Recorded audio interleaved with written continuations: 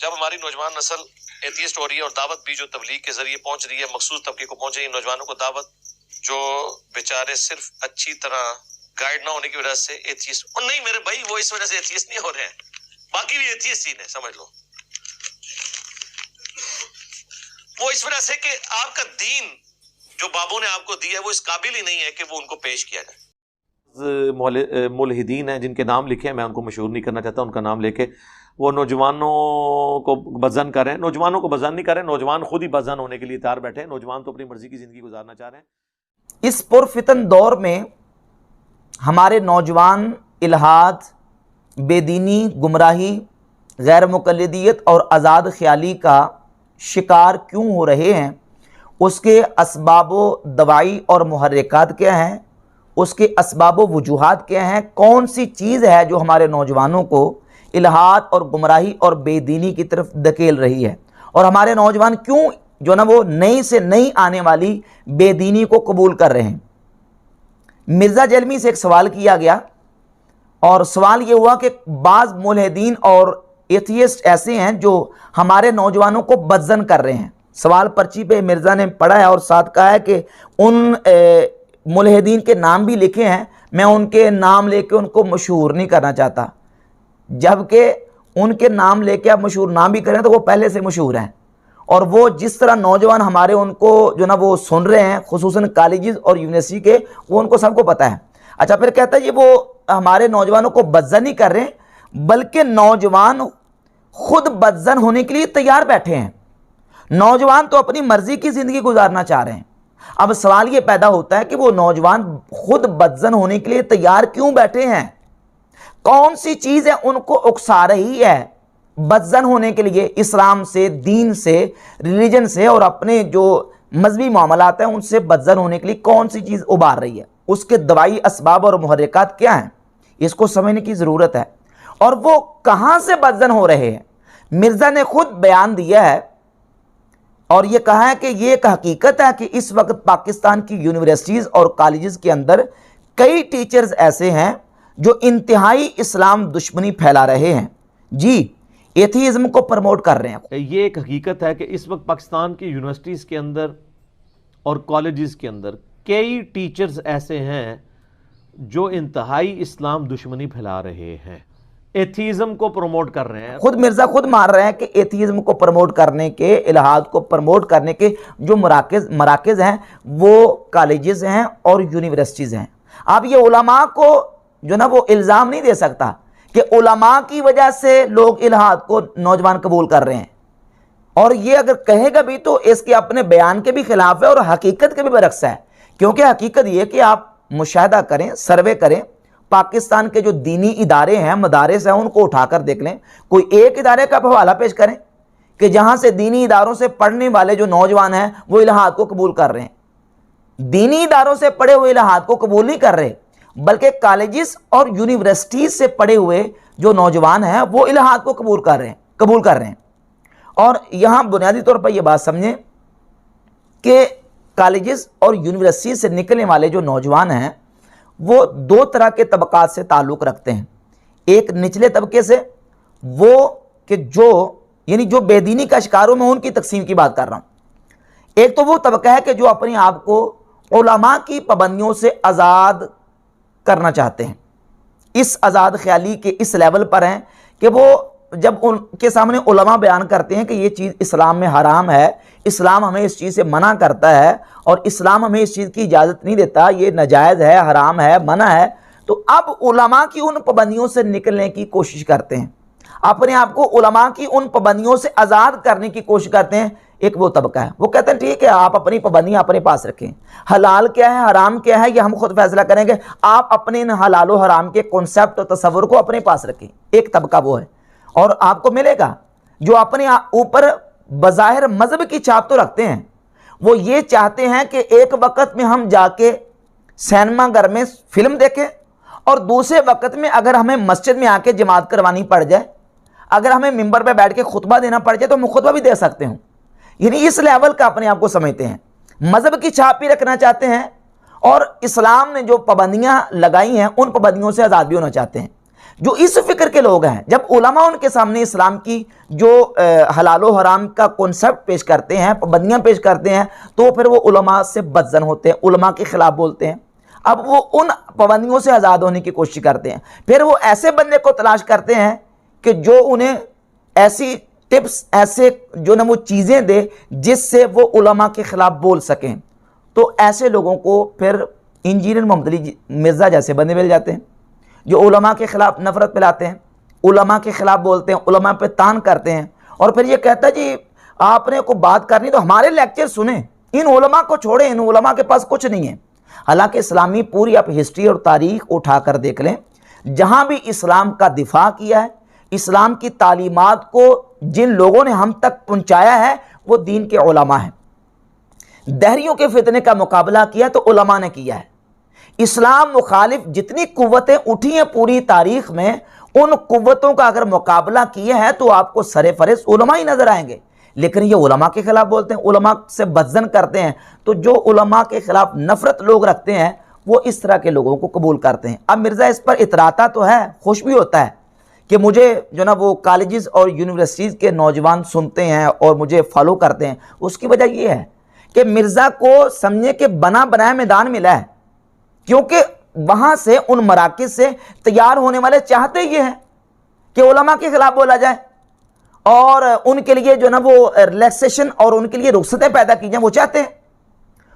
और फिर वो चाहते हैं कि हमें जो ना वो दीन इस तरीके से हम कबूल करें कि एक तरफ हम जनाब वो चाहे सैलमा घर में जाएं, हमें कोई इतराज़ करने वाला ना, और दूसरी तरफ मस्जिद में खड़े होकर जो ना वो नमाज़ पढ़ाएं और मिंबर पे बैठ के खुतबा दें। तो हम दोनों जो ना वो जो फील्ड्स हैं उनको उस पर चले, हमें कोई एतराज़ करने वाला ना हो। और जो उससे ऊपर वाला तबका है वो अपने आप को सिरे से मजहब से आज़ाद करना चाहते हैं, मजहब की छाप रखने नहीं चाहते।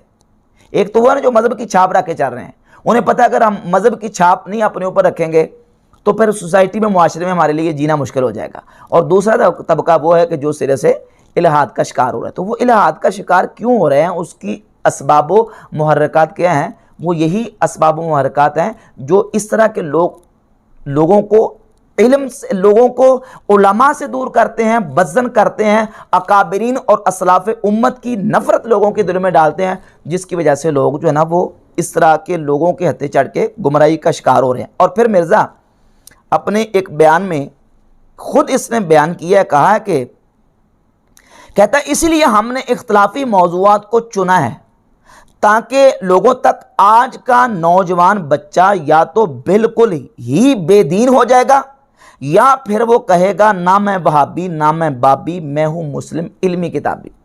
हमने इख्तलाफी मौज़ूआत को कहता है इसलिए चुना है, या तो आज का नौजवान बच्चा बिल्कुल ही सिरे से जो ना वो दीन से बदजन हो जाएगा, या फिर यह है कि वो हमारे तरीके पर, यानी जो मैं डुगडुगी बजा रहा हूँ, मेरे तरीके के मुताबिक चलना शुरू कर देगा। और फिर एक और बयान में कहता है कि मेहरबानी करें इन लिबरल्स को मौदूदी साहब की किताबें पढ़ने के लिए दिया करें, लेक्चर्स देने हैं तो हमारे दें, इनको कहें इन मौलवियों को छोड़ें, इनको तो पता ही नहीं है। और एक और बयान में मिर्ज़ा ने यह स्टेटमेंट दी है, कहता है कि इख्तलाफी मौज़ूआत को सीखना ज़रूरी है। ये तो इख्तलाफी मौज़ूआत आपको विद इन रिलीजन बता रहा हूँ। अगर आप एक इंटरनेशनल लेवल पर देखें, ये दीन के अंदर मैं इख्तलाफी मौज़ूआत को बता रहा हूँ, कहता अगर आप इंटरनेशनल लेवल पर देखें फिर तो आप क्रिश्चियनिटी और इस्लाम को भी कंपेयर कर रहे होंगे। जुडाइज़म, क्रिश्चियनिटी और इस्लाम, हिंदुइज़म और इस्लाम, फिर इनके वसवसे भी होंगे। फिर पूरी डॉक्ट्राइन क्लियर करना होगा। जो बहुत इंटेलेक्चुअल हैं वो इस लेवल तक भी जाएंगे, और जाहिर है वो बहुत इंटेलेक्चुअल इंडिया पाकिस्तान में तो नहीं होते, वो गोरे ही होते हैं जो बेचारे चीज़ें सीख सीख कर हक तक पहुंच जाते हैं। यहाँ तो आपको अपने मसलक से बाहर नहीं निकलने देते। अब ये मिर्ज़ा साहब जो है वो इंटेलेक्चुअल्स को दावत दे रहे हैं कि आप इन तमाम अदियान का मुताला करें और आप जो ना वो सबको पढ़ें, सुने, देखें। और ख़ुद इसने एक और जगह में बयान भी दिया है, कहता है कि ये हमारा वाहिद प्लेटफॉर्म है जो कहता है सबको सुने। ये दुनिया में वाहिद प्लेटफॉर्म है जो कहता है सबको सुने। सर मैं इंजीनियर का बहुत बड़ा फैन था, लेकिन अचानक एक दिन ना आपकी वीडियो आई और उसके ऊपर लिखा हुआ था इंजीनियर मोहम्मद अली मिर्जा को फकी। तो मैंने सोचा यार ये कौन सा बंदा आ गया जो इंजीनियर को भी फक्की दे रहा है। तो वो दिन है और आज का दिन है, हम अपने काम से गए।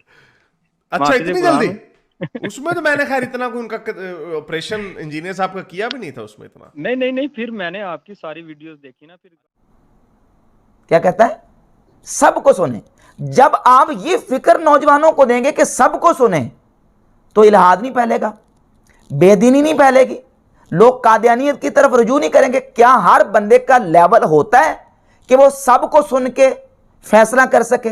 क्या उसके जहन में इश्कालात और एतराज़ात की दलदल और कीचड़ नहीं बन जाएगी? क्या वो उन इश्कालात और एतराज़ात को खुद हल कर सकेगा?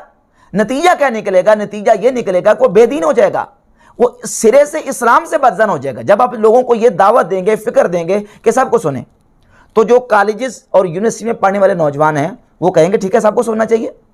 वो कादियानी को भी सुनेंगे, वो क्या कहते हैं, वो फिर हिंदुओं को सुनेंगे, वो क्या कहते हैं, वो फिर यहूदियों को सुनेंगे, ईसाइयों को सुनेंगे, हत्ता कि वो मुल्हिदीन को सुनेंगे।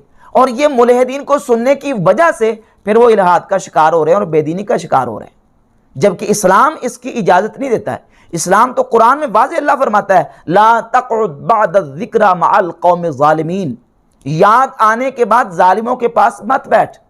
दखला फ़ीहिल काफ़िरु वल फ़ासिक़ु वल मुब्तदिउ वल क़ुऊदु मअ कुल्लि मुम्तनि, इसमें काफिर भी, फासिक भी, बिदती भी, गुमराह भी, हर इस तरह के गुमराह लोग इसमें शामिल हैं और उन तमाम के पास बैठना शरीयत ने मना करार दिया है। कुरान कह रहा है, हम रोजाना दुआए कुनूत में पढ़ते हैं नखलउ व नतरुकु मन यफजुरुक, या अल्लाह जो तेरी नाफरमानी करता है हम उससे अलग हो जाते हैं, हम उसको छोड़ देते हैं। और सही मुस्लिम के मुकदमा में हदीस मौजूद है कि नबी पाक सल्लल्लाहु अलैहि वसल्लम ने फरमाया जब तुम्हारे पास ऐसे लोग आएँ कि जो ऐसी अहादीस तुम्हारे सामने बयान करें कि जो तुमने और तुम्हारे आबाओ अजदाद ने नहीं सुनी होगी, तो फरमाया कि उनसे हदीसें ना सुनो। नबी करीम सल्लल्लाहु अलैहि वसल्लम ने फरमाया कि इय्याकुम व इय्याहुम, उनसे बचो, उनसे दूर रहो, ला युदिल्लूनकुम वला यफ्तिनूनकुम, कहीं वो तुम्हें गुमराह ना कर दें, कहीं वो तुम्हें फितने में मुब्तला ना कर दें। सही मुस्लिम की मुकदमा, मुस्लिम की हदीस है। उनसे बचो, उनसे दूर रहो।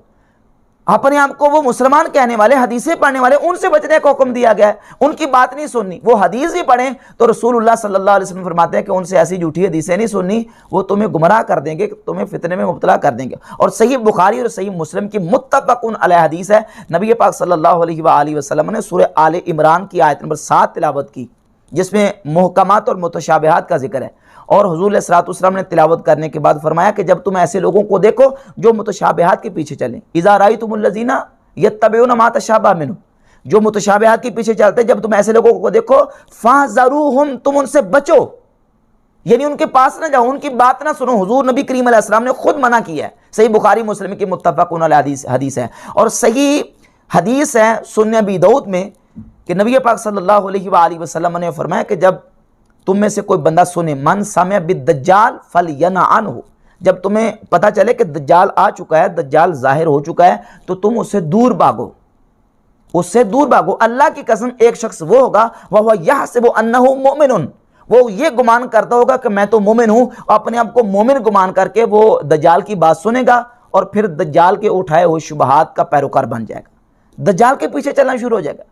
कुरान और हदीस तो हमें मना करता है कि एक आम बंदे को किसी भी बेदीन की बात सुनने की इजाज़त नहीं है, किसी एथियस्ट की बात सुनने की इजाज़त नहीं है, किसी वो यहूदी की बात सुनने की इजाज़त नहीं है, किसी ईसाई पादरी की गुफ्तगू सुनने की इजाज़त नहीं, किसी कादियानी की, किसी भी बेदीन, किसी गुमराह की बात सुनने की, हत्ता कि किसी शराबी, किसी चोर की सुहबत में बैठने की इजाज़त नहीं है। और ये मिर्ज़ा साहब जो है वो इल्हाद की तालीम देते हुए कह रहे हैं कि जनाब सबको सुने। ये वाहिद प्लेटफॉर्म है जो कहता कि सबकी सुने।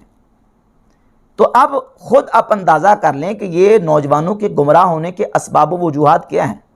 वो असबाब व वजूहात ये हैं कि जो लोग इस तरह की तालीमात दे रहे हैं कि सबकी सुने और फिर मर्जी अपनी करें, तो इस वजह से हमारे नौजवान जो है वो गुमराही का शिकार हो रहे हैं।